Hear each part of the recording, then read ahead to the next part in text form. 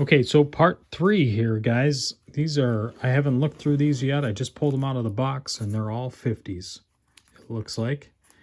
And they're all the larger cards, so I can tell. They're all from the 50s. And these were in a kind of a different, there's a 61 tops, or 62 tops.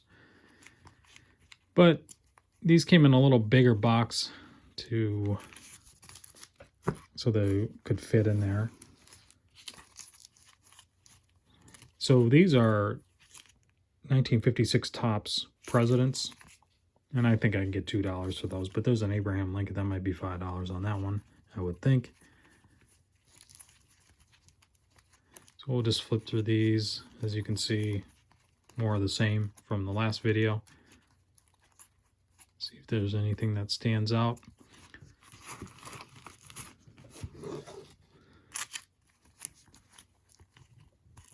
So here's a 52. Yeah, it says poor to fair. But this card looks really nice. I mean, there's no creases that I see. You know, the corners are rounded, but I think at worst that's a PSA 3. Really nice color. I'm just looking for basically 52s here. Everything else is going to be 54s and 55s pretty much. 1954 Topps World of Wheels. Non-sport.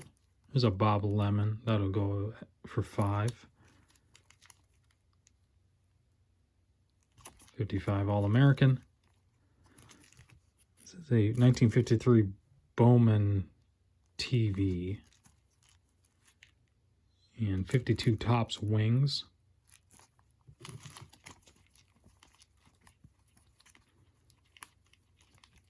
So some non-sport mixed in there as well. All right, let's see if we can get through a few boxes here.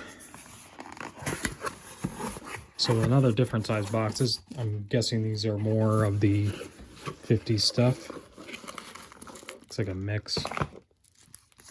So yeah, I tried to get as much vintage stuff as I could. And all of these are going to be around $1 a piece. So that's an autograph card.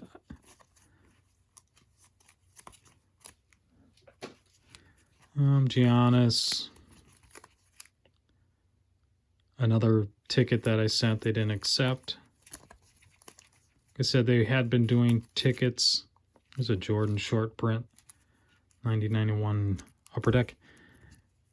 They were accepting tickets for a short time, then all of a sudden they decided they weren't going to do it anymore. It's very difficult to, some of the tickets aren't marked and stuff. They're not dated well enough to just figure out what game they're from. So I can see why they wouldn't want to deal with that.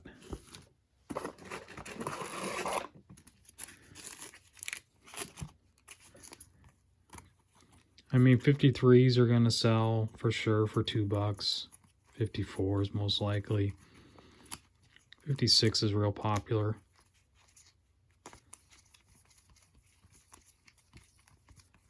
So guys, I went through and bought anything that was $1 or less. So that's basically what all these are.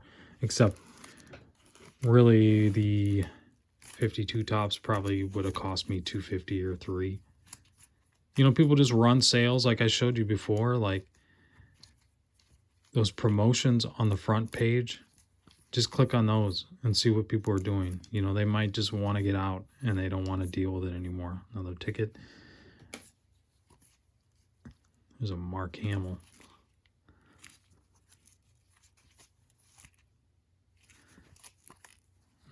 Yeah, I sent some tickets and I really wish they would have gotten to them. I think those 72s, these 72 Pirates would do well. Another one, yeah. Fortunately.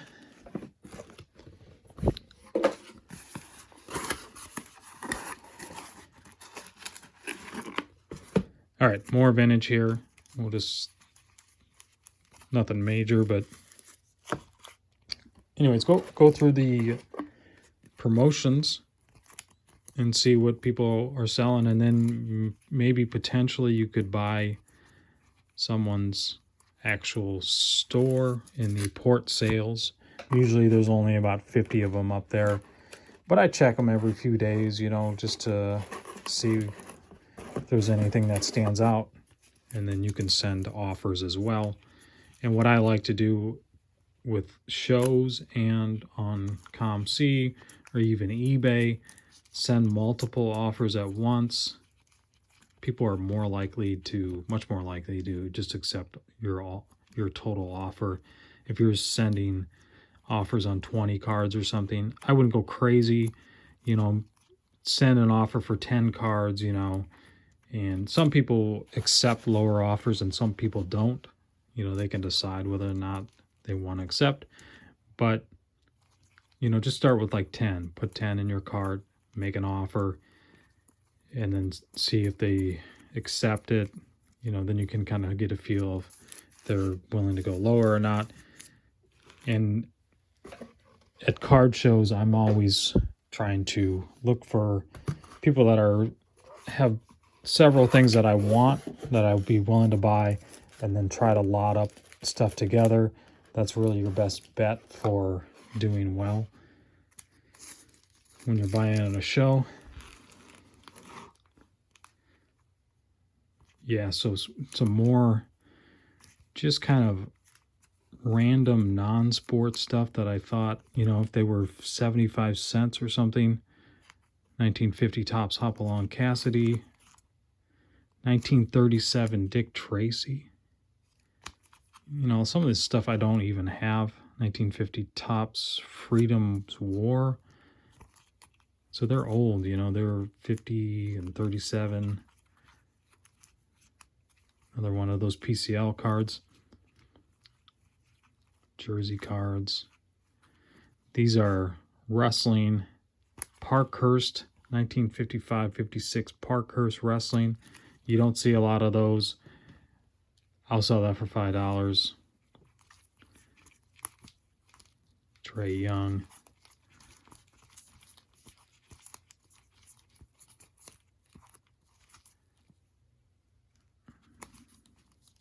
Couple autographs. I think I sent those in. For some reason, sometimes they don't accept certain autographs. They don't have record of what they are.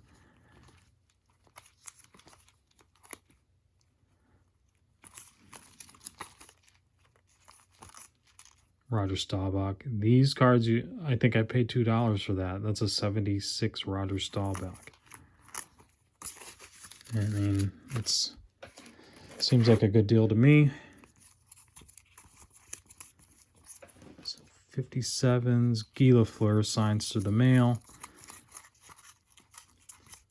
So again, this is not like super easy work. You know, you got to put some effort in. It's more like the time, but also think about what you're doing. Okay, I'm also learning about what things are, right? And we're not like just mindlessly looking through this stuff. We're also learning about things at the same time, and we're also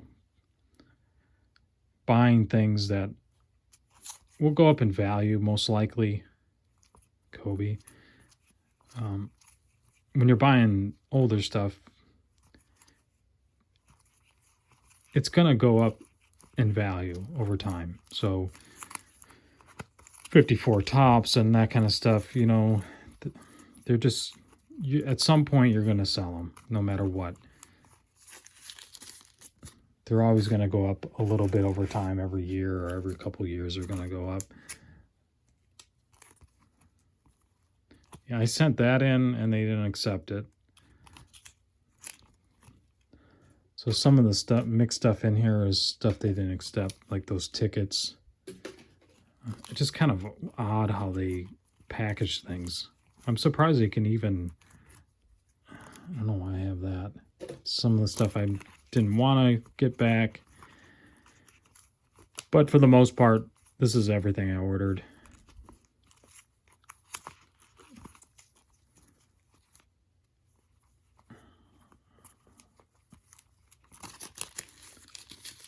Looks like I kind of remember ordering all this stuff, believe it or not.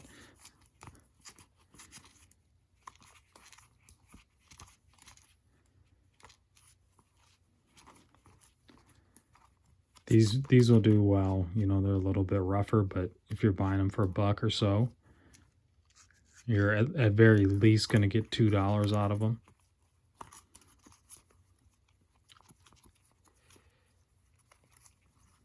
Or the Craig Hodges cards.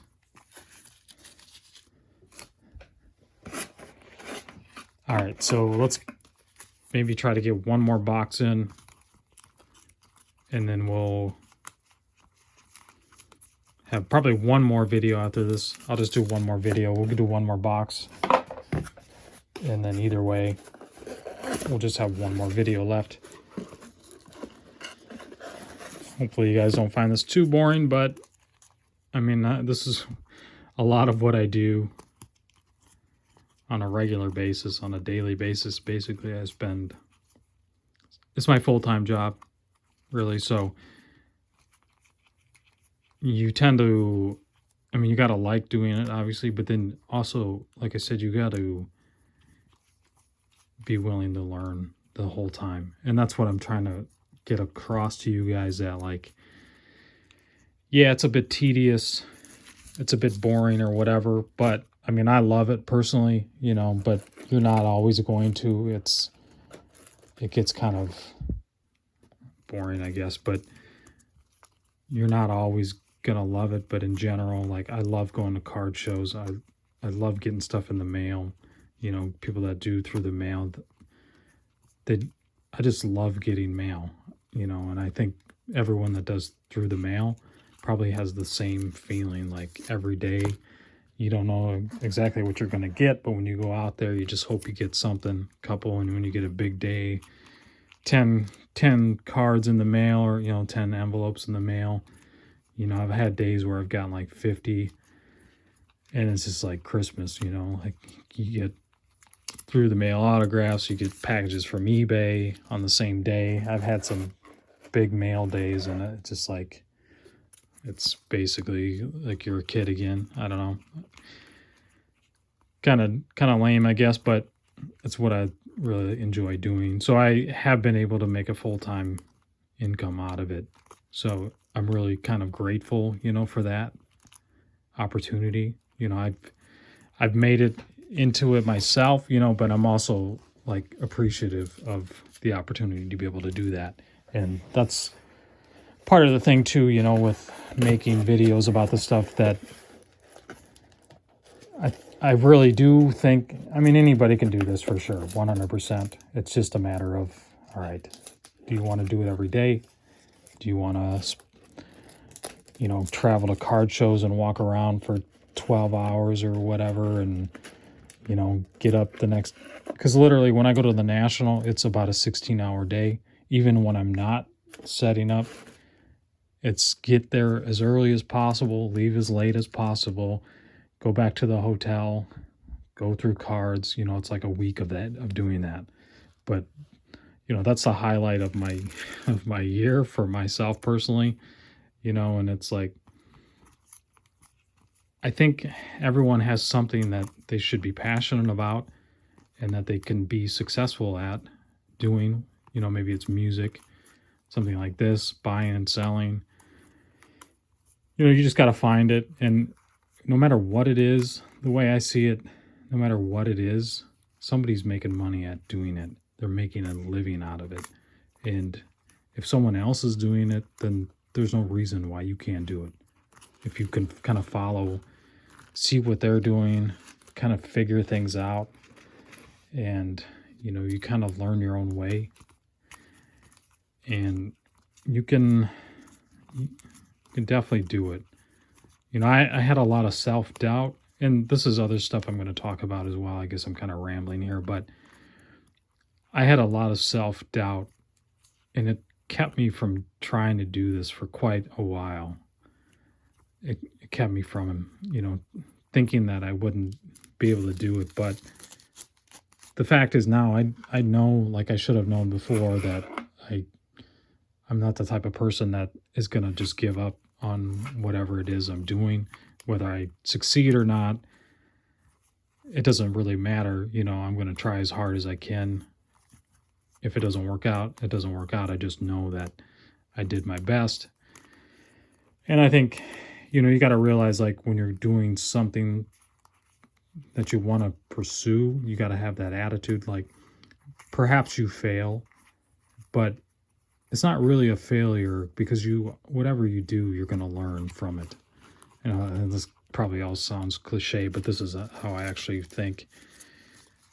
You're going to learn from your failures, and whatever you try next, you have to try something else next. You're going to learn from those failures. You're going to know better the next time.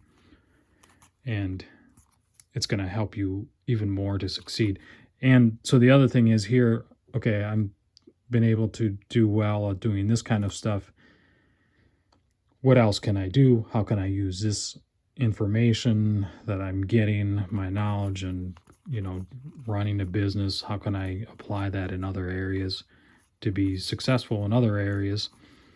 And, you know, this is other stuff I want to talk about as well. So, you know, I'm trying to give you guys some tips on this thing kind of stuff, but this also, what I'm talking about, it can be utilized in other areas of your life as well. So, all right, guys, so enough for now, but I'll have one more video and we'll try to get through the rest of this stuff and we'll talk a little more. But thanks for watching. Appreciate it. Please like and subscribe. See ya.